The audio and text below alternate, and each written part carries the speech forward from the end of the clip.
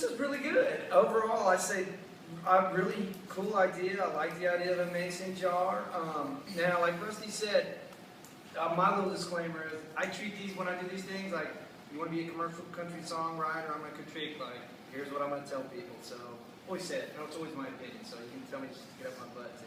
So, in saying that, one of the things that I'm big on, first, again, this is really good. I like you have a nice progression, it's a really solid story song. But if I had one of my writers, I'd look at him and go, 8 years old, isn't that a little young for this, the beginning? It's an easy fix. 16, whatever they were, kind of ramp it up. I know it's nice and nostalgic and looking back, but I like to be realistic. Again, this works. Somebody could hear it like this and love it, but I tend to like things a little more realistic and solid, and there was something else I had to explain on it.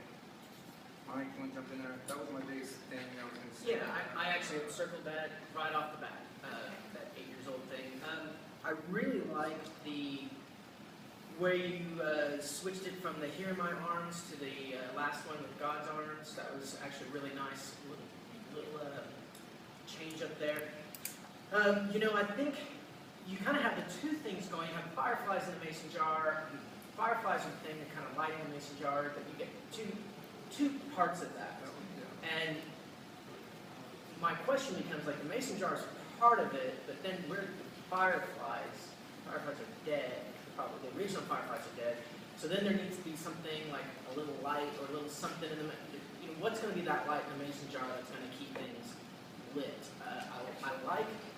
I like the idea that I like where you're going, but that was a thought in my mind when they're getting this mason jar and putting it back up. It's like, okay, are they the dead fireflies?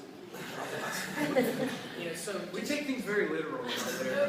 yeah, and there's a way. There's a real. I think there's easy ways around there. You know, just